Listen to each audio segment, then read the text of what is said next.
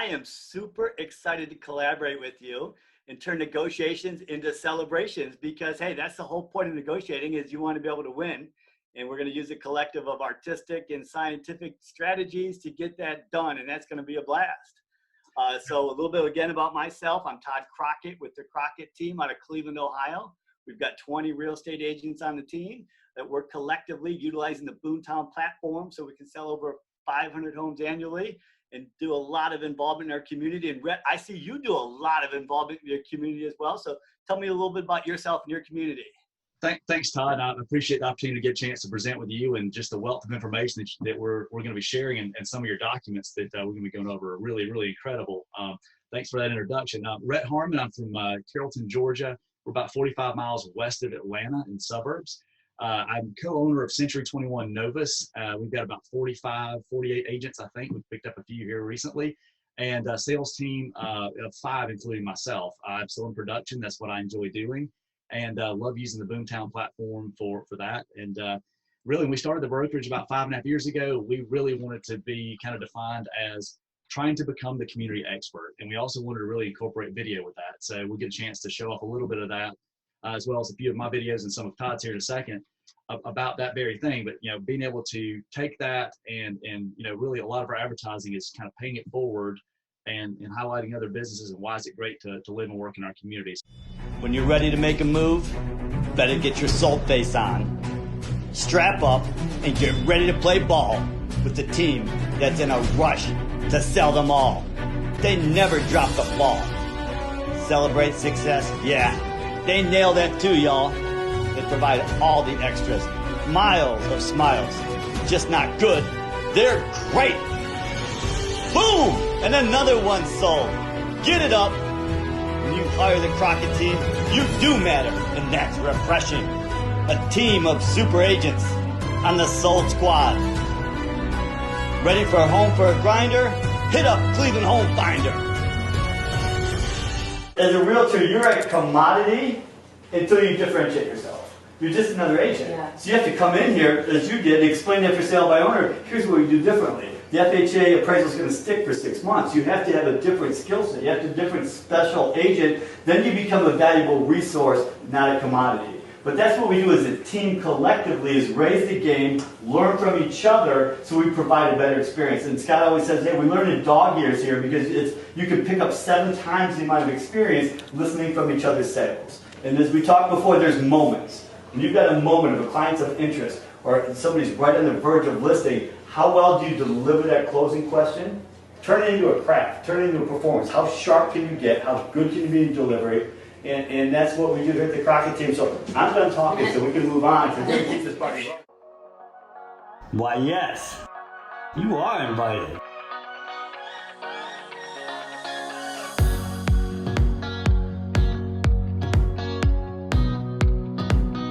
Now we're having a ball.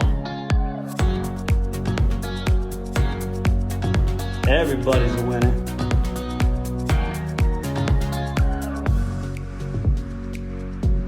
Now we can start the party. Drum roll, please. Time tight. Everyone loves a mascot.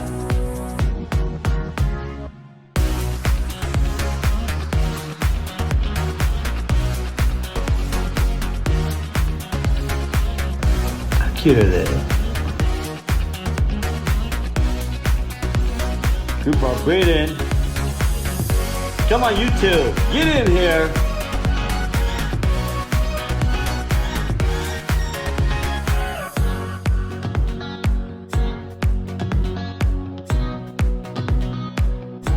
Coming through.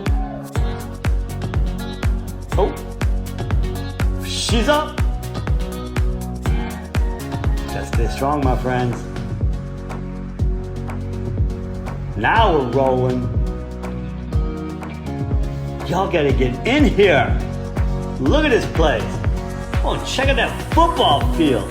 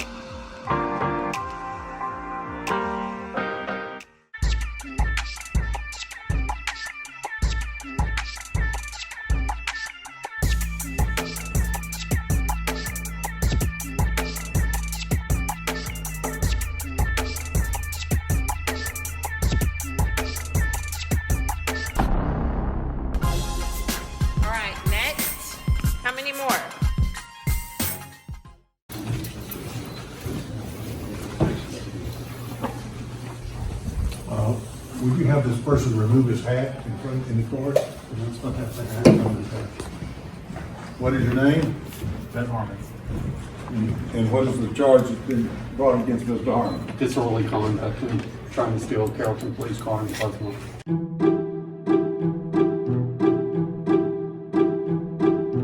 Well, Mr. Harmon, you've been charged with trying to steal a police car belonging to the City of Carrollton Police Department. You understand that you have the right to have a trial if you want one? Yes, sir. You want to exercise that right, or would you like to go ahead and enter a plea to this heinous offense? I'll enter a plea. Okay, to the charge of trying to steal a City of Carrollton police car, how do you plead? Not guilty. Are you ready for a trial? No, sir. So you want to have some time before your trial to consider how you'd handle your case? Sure. Okay, well, I'm going to give you that time, and I'm going to let you decide what you're going to do in the custody of the county jailer. And you can leave through this door and proceed to the county jail. But we were just having fun. Well, you'll have a lot more fun at the jail, especially dressed like you're dressed today. That's all. All right, guys, now that you know Todd and myself a little bit better through a few of our little video introductions, we're going to get right into the presentation. Todd, you want to kind of take it away? Yeah, I think really it's important that we go ahead and educate our clients along the way. So each step of the process. Because I know, Rett, you were mentioning a presentation where all of a sudden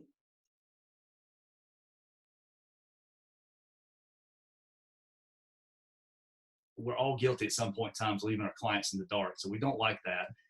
Figure that'd be a good representation of showing you guys kind of what that feels like, kind of feel confused a little bit, not understanding what's going on. It's important to keep that process going. And I think taking the time to explain up front what the process looks like is even better. And I know, Todd, you got some great tools for that. you are right on point with that, Rett, because most miscommunication is due to unclear expectations. So you want to set the expectations, you want to enunciate those and reiterate those. So we do those with the seller with our home selling process chart. So we'll walk people right through it right now so they know what's going to happen in the process, that we're going to proceed, provide the listing agreement overview on that. We'll make sure we prepare them for photographs on the property, launch our marketing campaign. Then we'll go through showings. And is that going to be virtual showings? Is that going to be in-person showings? And we're going to make sure that any offers that we have on it, we've got a solid pre-approval with a due diligence letter. Most contracts in our area are contingent upon inspections and financing. We'll discuss that. If there's an inspection, they're going to go ahead and have afterwards, they're going to get a report, the buyer will. Then they'll have X amount of days to present any repairs that they request. We have the ability to say, yes, we'll do the repairs. No, we won't, or potentially a mutual lease. Then we'll go through making sure the appraisal's done on the property. If they're going to get financing, it's going to come from the buyer's lender. So we want to make sure we have the best comparables to give that lender to help get that property appraised. We get those out to the appraiser. Then we walk right all the way through the process and making sure the buyer has formal loan approval. And we get clear to close and get the closing documents. But it's important to show people the overview of the process. That's why we have a flow chart that does that, so they can always refer back to where they are in each step in the process. So I think that's what we want to go ahead and do with it. And it's one of the things that I mentioned right there. And I do this up front with sellers, explaining what we're going to do when we get an offer. And I want to do that during the listing interview, so I really differentiate myself with other realtors. Because guess what? Can I share a secret with you guys? The Absolutely. General public, they just think us as realtors, we're just a commodity until you differentiate yourself. I'm going to go ahead and send out a due diligence questionnaire email. All of these we want to know up front before we sign that paperwork to make sure we don't put your property in a contingent status with a buyer that has a challenge along the way. So that's just part of the process, but you want to showcase that during the listing interview. So they're feeling confident more than ever that they're hiring the absolute best professional representation they can get in today's market. Absolutely, that is great, and just demonstrating your value up front. I think that's so important. We're not a commodity. We bring tons of value, but if we don't let our clients know what we're doing for them, they don't know we're really working for them a lot of times. So by being proactive and explaining exactly what you're going to go through, the questions that you're going to ask, and let's face it, Todd, same time, we both, I think it's funny how people in the real estate profession, we're all guilty of talking about how many years we've been doing this. Probably no other profession around likes to dote on that as much as everything for them. But going the extra step and letting them know how you're going to do that is so important. I think we all need to constantly think about better ways that we can demonstrate our value and what we're going to do for our clients on a regular basis. That's all part of the negotiating on the very front end. Absolutely, because you really want to make your value visible and you need to verbalize it. Because really, as you're aware, Rett, we are in the solution business. We're solution providers. And in today's market, a lot of times I'm now specializing on the must-sell properties. These are your estates, your power of attorneys, executors, people that need to sell because they've got a loved one that's in a nursing home. Any different scenarios where they need to sell the property, but a lot of times they get overwhelmed because they don't quite know what to do. So I'll go ahead and set up, we can assist you with this, where we can help you liquidate a property, give you stickers where this is going to be save, donate, trash. You can identify the items that way and tag them. We can have people remove the trash. I have people go ahead and remove carpet and end up selling for $20,000 more than they anticipated, but it's having the solutions in place. That's what we do for the seller. Absolutely. And, we kind of take it for granted sometimes, some of the knowledge that we really have. I mean, you're looking at someone's house for the first time a lot of times, or the first time in a while. You're going to spot things that the owner that's living there is not going to notice. I couldn't do the same thing on my own home because I live there. I see it every day. I don't notice the little small things here or there.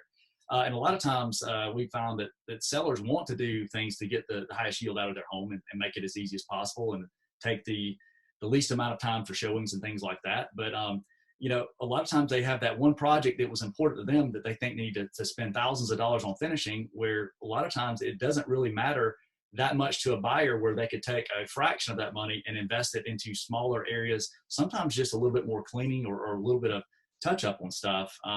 That goes so much further a lot of times. So, one of the things I always try to do as part of the listing presentation and demonstrating value is to just, like I say, go through the property too, in the eyes of the buyer. And I said, look, I'm brutally honest. I hope you understand, like, this is, my goal is not to make you spend money. It's to let you know what a buyer may or may pick apart.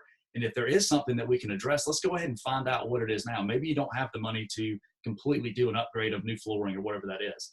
But if we know it's going to be a factor, we're better off getting a quote ahead of time. So at least we know. Clutter eats equity. All of a sudden there's less room in the property. So a lot of times I'll ask sellers, okay, when you move, what's going with you? And they'll indicate those items. I said, okay, well then let's get rid of the rest of the items now. A lot of people will say, well, I'll get rid of it when it sells. And they're kind of leaving a big old console TV and really old nasty furniture. I said, no, don't get rid of it when it sells. Let's get rid of it to help it sell. Let's clear those items out. And then it's really just the cleaning, the paint, if there's any type of painting, minor, it's closing cost at the time they close. Because if there's financing, we can't give the buyer directly money for decorating allowance, but we can give them a closing cost credit. So I market it as decorating allowance. Contractually, it's a closing cost credit. Love that. And like I said, different strategies too. Sometimes vendors will go ahead and do the work prior to the appraiser going out for, almost like a little short-term credit scenario. And I have a good reputation, a lot of vendors, and for the right clients, sometimes we will do that if we have all of our paperwork in place. Obviously, everyone's a lot more savvy than they were. So, just handling these things up front, so important. Love those ideas there. Well, and speaking of buyers, we're both blessed to utilize BoomTown, and they give us these lead brushes because so many leads keep sticking to us with their sticky system. So we have these here. So we're going to shift over because BoomTown obviously going to get a lot of buyers in that are registering. And what we want to do is how do we systematize them to move them along? I want to find out quickly. And first I'll tell them, do you know why the Crockett team is so successful serving clients? Price line for a reason. They want to opportunities to take the time to really just spend a little bit of time up front and just ask better questions. I know sometimes we'll do consultations with buyers too through the process, and these be in person or they could be virtually, and help understand expectations about what's really going on in the market. Like, show them that this house went on the market. Maybe let's look at what you would like to have bought that sold last month. And if you take the time to go through and look at, all right, this came on, it was on the market for this many days, and it sold. And it sold for this much over asking price. Wow, I had no idea things were selling that quickly. They certainly are. And I wanted to demonstrate that to you versus just tell you that they are. So it's all the more important to be very, very specific in what we're needing. Also maybe a little bit broader what we need, because when the properties do come up, we want to make sure that if it is an option, that you're able to see it quickly, and then know that we need to put forth the best offer up front so that we are a candidate. You know, there's multiple ways of trying to buy something. You know, some markets you're trying to find the best deal if there's an abundance of inventory. I think regardless of what's going on right now, there's still an inventory shortage, and there's going to be for a long time. So, you know, you need to make your offer the best you can so that you're the most likely candidate to have it accepted. And a lot of that comes into just conversation in general. Yeah, and as you said, as both Rett and I reiterated, is that you want to differentiate yourself when it becomes as a listing agent. Same thing as a buyer's agent. And right from the get-go, when you get a BoomTown lead. So sending the questionnaire is one option. Also in our area, it's mandatory that we present agency law before showing a property or doing it at time. We normally, in the past, when we dealt with a lot more paper prior to dot loop, we would actually have people sign agency acknowledgement on site when showing them the first property. But now we just send them that information in advance because it's state mandated in Ohio. So we go ahead, instead of just sending them the forms, we want to go ahead and then give them an overview of what they're receiving. So we're going to kind of give them right here an overview, and it's going to state, you know, the state of Ohio mandates that real estate agents provide a copy of the Consumer Guide of Agency Relationships to prospective clients. It's important to be an informed buyer. The Crockett team will be providing exceptional professional guidance as we always strive to exceed expectations. Included in this attachment are 4 things for you. So first, we kind of give them an overview of the state mandated. Then we're going to give them a home buying chart, just like we did on the home selling chart. I don't want to interrupt you for a second. This is one of my favorite documents I saw when we were preparing for this. I think that is so unique and different, and it really just makes a visual to what's going on. It's not just signing a buyer's agency agreement or a buyer's brokerage agreement, we call it here in Georgia. It is actually making a visual chart showing what's going to take place, showing how everything works, and showing where you're going to add that value. I think that visual is so huge. I love that. Sorry to interrupt you, but I just had to compliment you on that. Oh, thank you. And this is actually more critical than even the seller flow chart from my perspective, because a lot of times they're first-time buyers or they don't really know what's going on in the process. So we can give a quick education. We're going to verify your needs. We're starting the instant notification on BoomTown. If you're a hot buyer, we're going to have it instantly. You're going to get a property instantly. If you want to, you can just get 1 email daily. And if you happen to just want to know what's going on in your neighborhood because you're looking to move in the future, we could do that weekly. So with BoomTown, you have those settings. We're going to make sure you've got a solid pre-approval. We select properties. We write an offer that have earnest deposit money. It's a portion of your down payment paid in advance. With the contract, it's contingent upon inspections. We discuss that. We have a report. We ask for repairs. They say if they negotiate repairs, we get those completed. If they say no to the repairs, we have the option of proceeding or not proceeding. If there's anything major, we can terminate the agreement. At that point, regarding the mortgage, they're going to go ahead and again run your credit, do the appraisal to make sure it's a safety net on the property. They'll go through the underwriting process to make sure that there's no encumbrances on the property. Will remove any contingencies. The title company will end up doing an exam on the property. They'll actually have title insurance to make sure there's no previous ownership rights of dowership rights that weren't removed. That's covered by title insurance. Now it's important to realize right prior to title transfer, they're going to verify your income again and run your credit. So it's really important you don't quit your job and buy a boat before we title transfer, all right? You got to know that. No major purchases. Then we go through title transfer, we verify the possession date, and you get the keys, and then we celebrate. That's the whole point of this, right? Negotiations, celebration. But this walks it through. I know most of you agents here that are on BoomTown agents are probably I's and D's, so you might move quickly, as I did on this presentation. In person, you're going to adapt that to your personality style. If it's an S, I'm going to go through steps slower. So that is in here. Then we just indicate, we've got the other documents here that are state mandated per different state. So we have those in here as well, along with the licensee designation, letting them know the whole Crockett team works collectively together. So that's one item that we have. Quick overview with clients, but it's how to differentiate yourself right away when you have a BoomTown buyer lead. You give them an outline of what to expect, and they're like, well, I heard you're supposed to do this, or last time I bought a home, this is what took place. And we never really know what experience our clients had the last time they had a real estate transaction, if they've ever had one at all. And even if they did, unless it was a month ago, it's changed, right? So this really helps, remind people of what's going on and kind of bust the myth of what you do or you don't do. And you have to outline right up front. I think that's a huge document. And also you're covering yourself and you're covering them. And I think it's a really, really unique thing. And I really look forward to implementing that portion of it to make our document, I think, much more attractive and adding more value than just a bunch of legal stuff out there. Hey, buy a home through me or I'm going to charge you a commission or something, which is the way a lot of people present that or accept that. So I think we all have to do a better job of making it, you said earlier, enter-train, if I said that correctly, and run through the process and let them see, what's there. And from a visual standpoint, it looks really good too. I love that.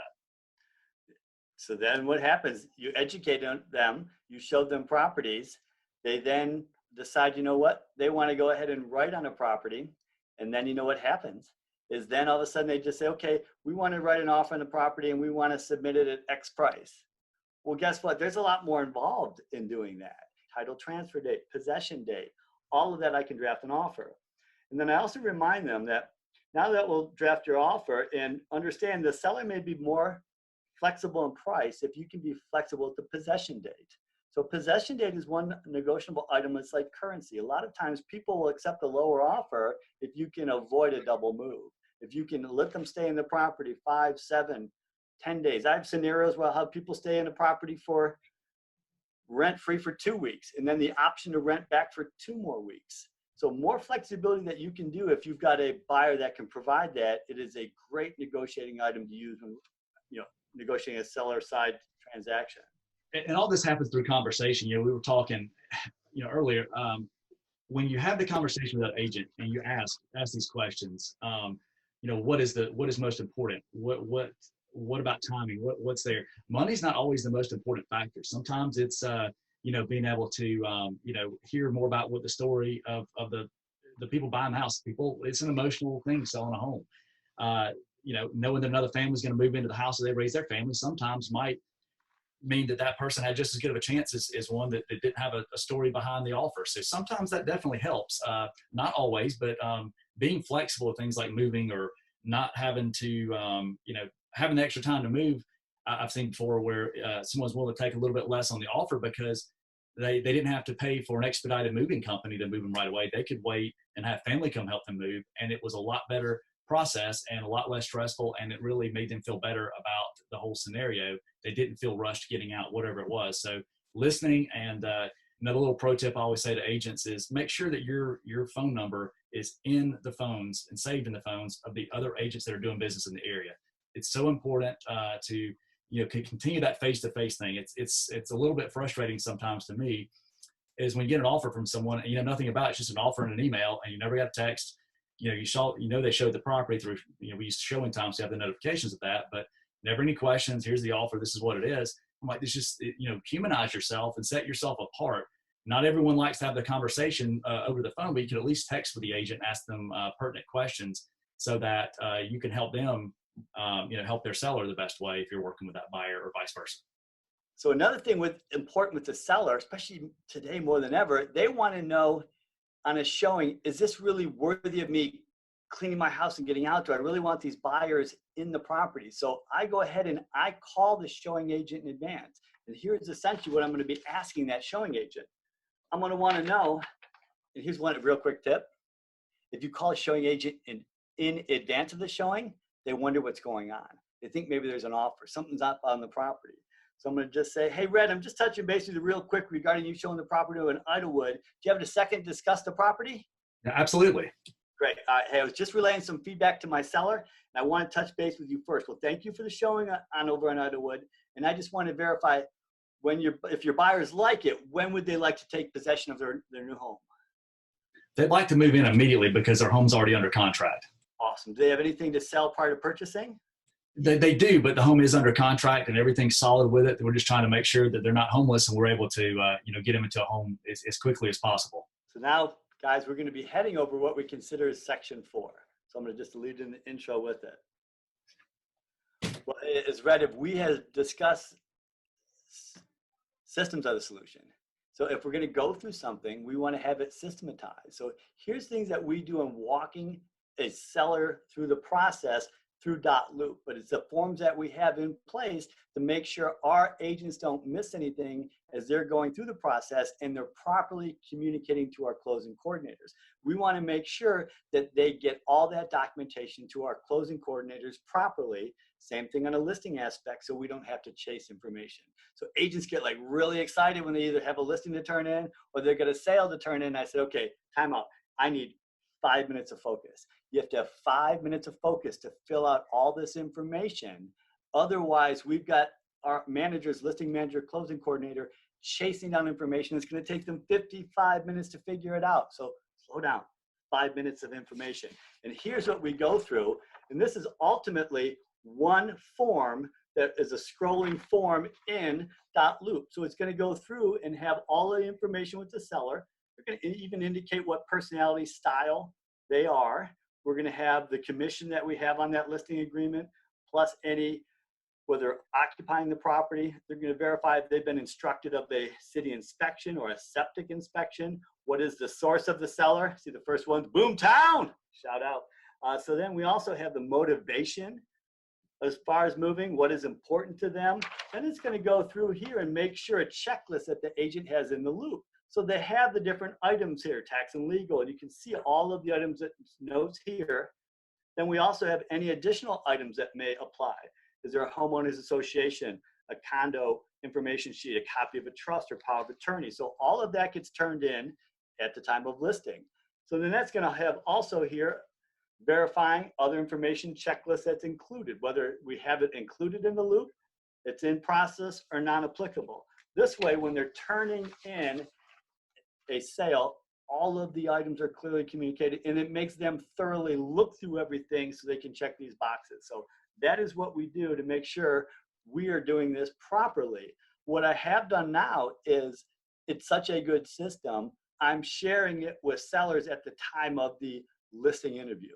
So they know we have this all systematized throughout the process. We've thought through things in advance, because as we say, the world favors the prepared, which is a segue to another form that we have called the world favors the prepared. And what it does do, it allows here for a seller to answer any information. We now have these interactive on .loop so they can fill it out. Age of components, improvements they've made, average utility information, but I also tell them, now what we want to have is the contact phone number for the utility company. So when your buyer wants to transfer utilities on the property and you want to get them out of your name, they know who to call for your specific property. So if they're looking up average bills, let's get the contact number there as well. This we have as an attachment in the MLS, so it can be downloaded by buyer's agents along with the property disclosures and any other homeowners association or condo association document. So we have that. And then you know what it is? It's so good. I mean, I love this. And not only are you getting just the factual information with some of these forms, is you're making them humanized too. You're getting some other things about motivation, things like that, which I think that's helpful when you have different people through the process. Agents, a lot of times, they've all been used to doing things as a silo, everything on their own, not having really working as part of a team or helping with that, just the facts, but also a few little just other things. I think that's great. Yeah, it certainly helps, because our job is to simplify things for the seller. So we get all the information up front. And so now we have to say, okay, let's prep for photos. They've selected us because we've differentiated our service. And so now we're going to photo stage the property. And the funny thing is, you could tell somebody, are you ready for photos? And they say, yes. And then we go there and they've got magnets on the fridge. They've got cereal boxes on top of the fridge. They've got rugs down in the bathroom, so many different items. And you're like, I thought we covered this at the listing appointment. But you have to remember, at a listing appointment, their head is spinning. You've covered so much information. So here's another form that we send out, which is a photo staging checklist. So this then goes out where they go through and just on a room by room basis of things that they would want to do. So they're removing items from the countertops, removing additional appliances if you don't need things, to clear out more space. So you're really just clearing out more space. And I tell my clients all the time, hey, Rett, I'm like you. Like, I live in my house. I have things in different places everywhere.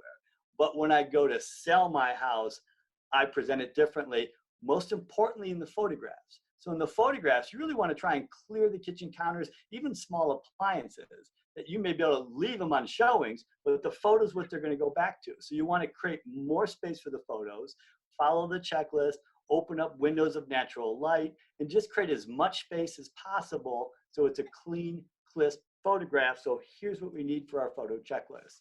Because again, clutter eats equity. You'll just be able to sell your home more, and you really want to have it look like a model home in the photographs. You're going to depersonalize anything, because if anybody walks through there, you don't want them envisioning your family living there. You want them to envision their family. So we have it as more of a clear canvas. I'm sure you do the same as well. No, definitely. I actually, this gave me another idea, taking this concept of not just having the checklist about what to do for photo staging, but maybe even do a little short, bonbon video that we can send out through email that really takes the checklist and it condenses it down, but, showing what this really means. And like before picture, we went in and decluttered the kitchen. After picture, which one would you buy? Showing the bathroom before that, and just a couple of those, and use this checklist and go through and handle all these things that you can.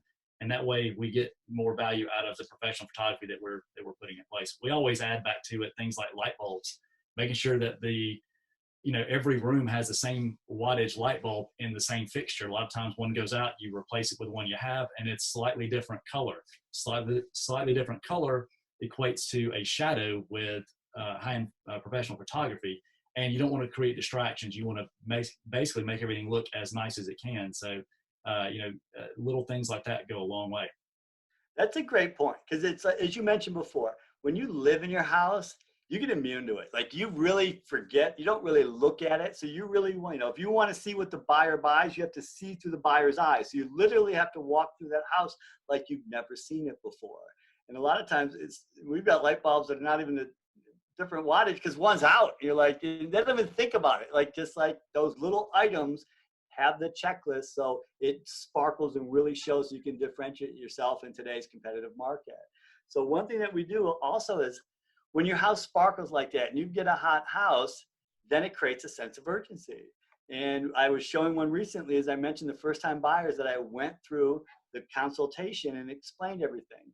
And I said, okay, well, here's also what I'm going to do. This is the house that you're interested in. And so I'm going to call the listing agent right now.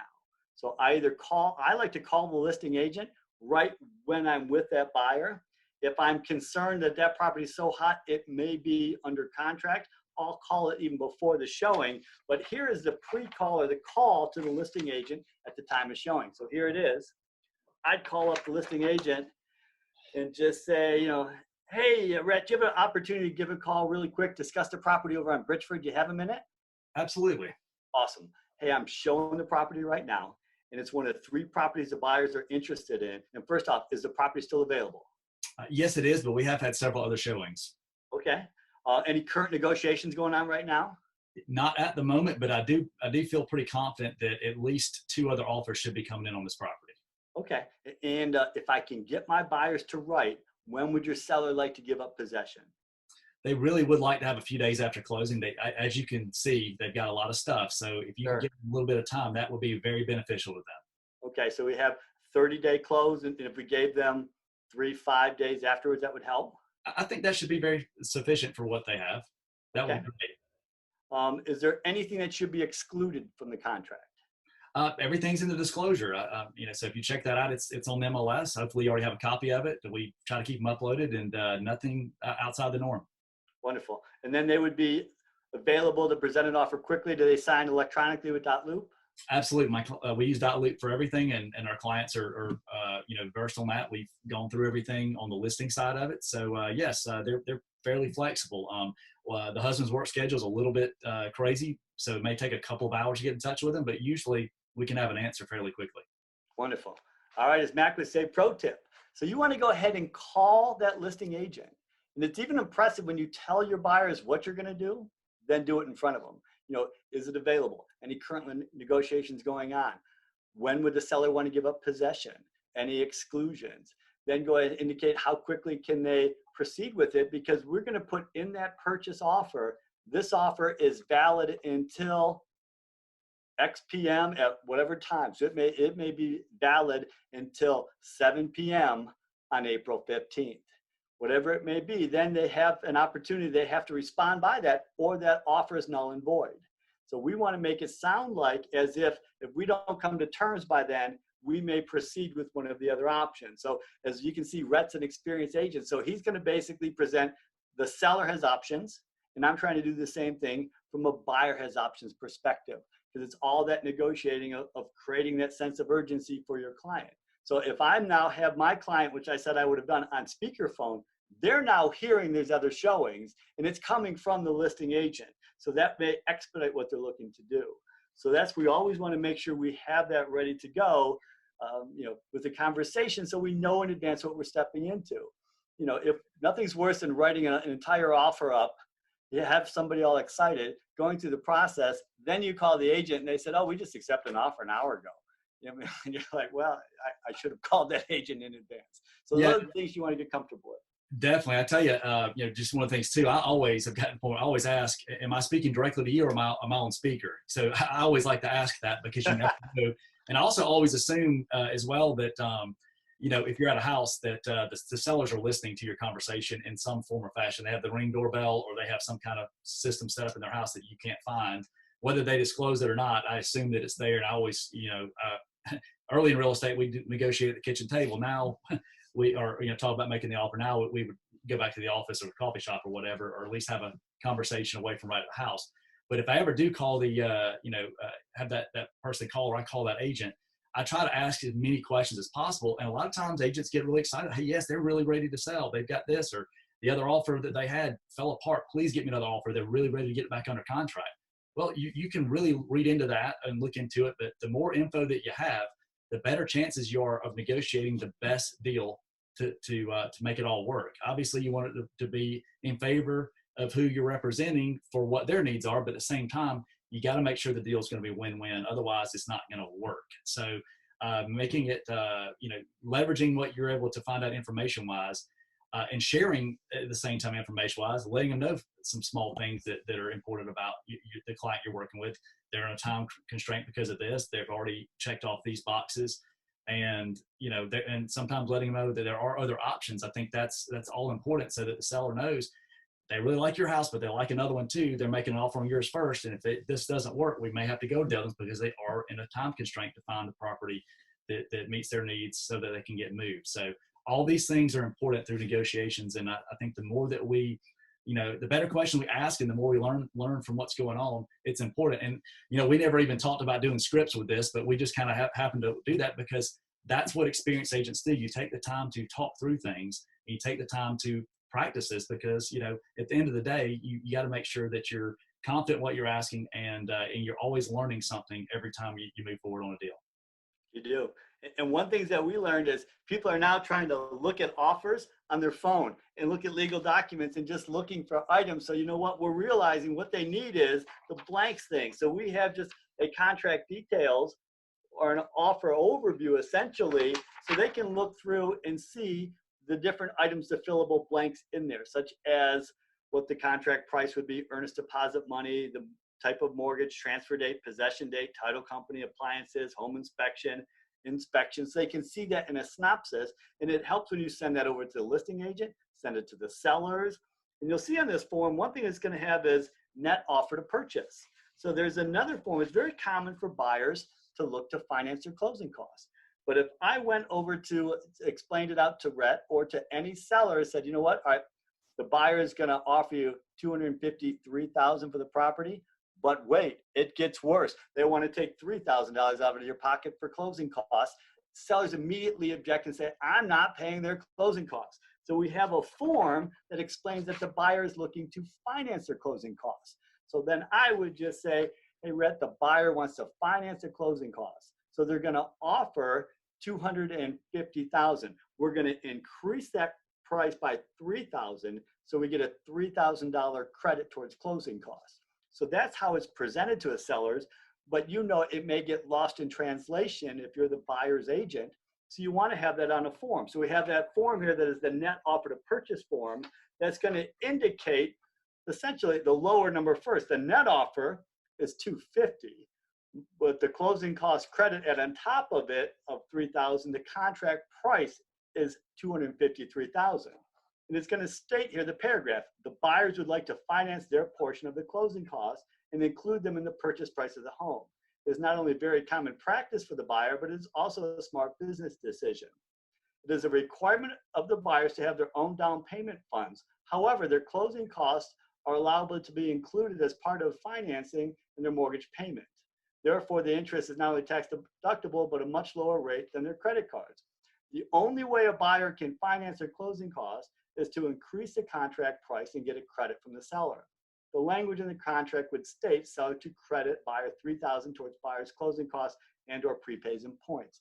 That way it explains it properly, both parties signed it, and you also, it keeps it to apples and apples instead of apples and oranges, because then when you start negotiating, and if the seller would counter, a buyer may say, hey, I offered him $253. The property was only listed at $255. I offered him $253, and I have to say, no, you offered $250. You wanted to finance $3,000 of closing costs, because buyers get amnesia too. They think that money comes from some government program from the sky or somewhere, but it doesn't. So that money comes out of the seller's pockets, but it's fine to do it as long as we all explain it properly. Yeah, one little tip I'll add back to this. I love that form that you have. I think that's really good at way of explaining that.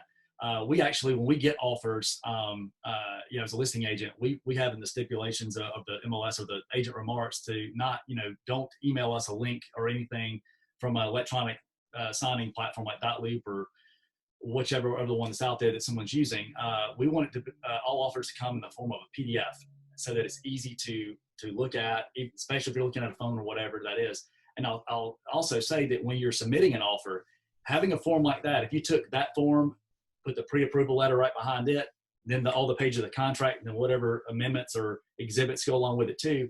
If you have all that as one PDF that you can send to the other agent, it makes it that much easier to do what?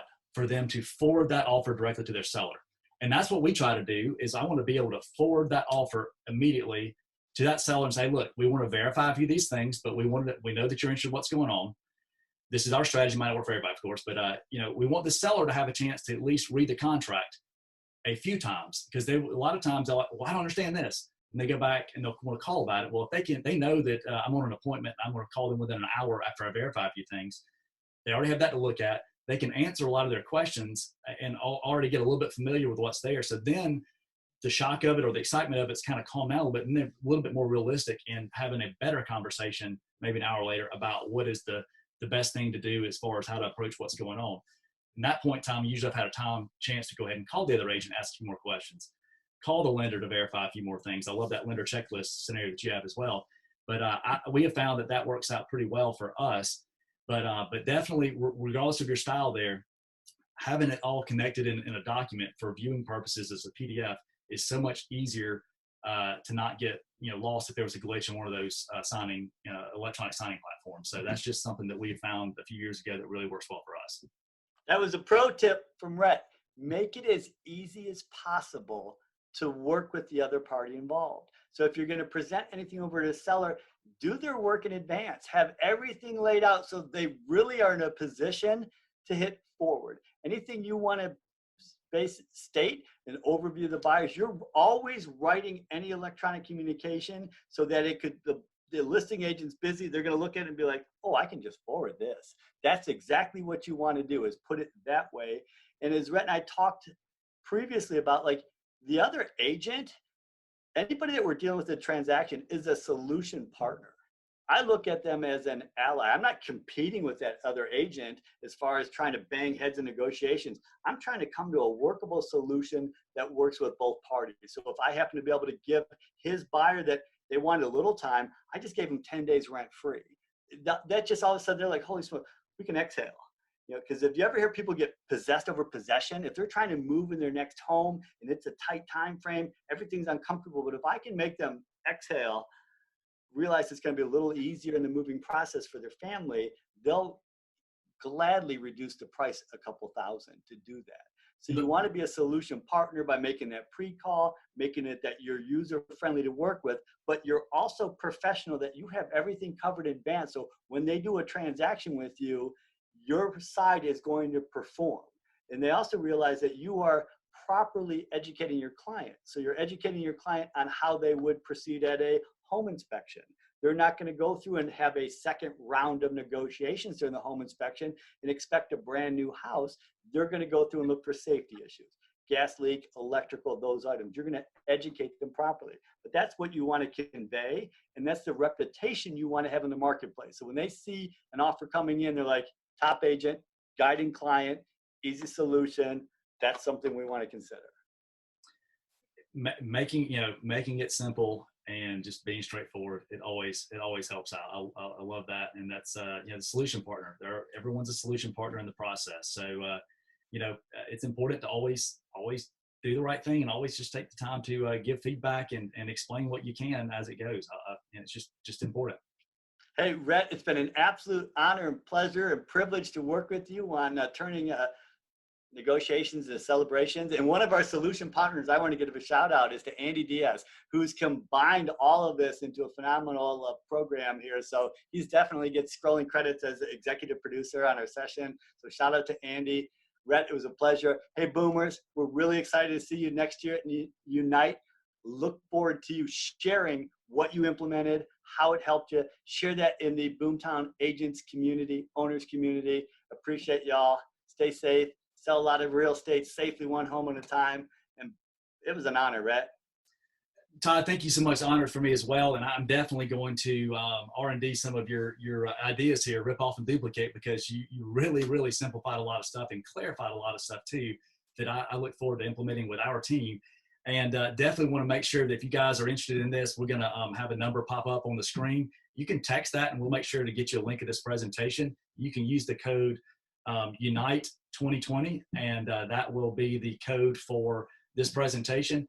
And our contact information is going to be also on the screen as well, so that way you can get in touch with us. And we're more than happy to answer any questions you have further about it, or share a little bit of knowledge with you. And hopefully we can all grow together in this great profession that we do. Thanks again, BoomTown. We appreciate it. Todd, it's been a pleasure. Y'all have a good one. See you soon, Boomers.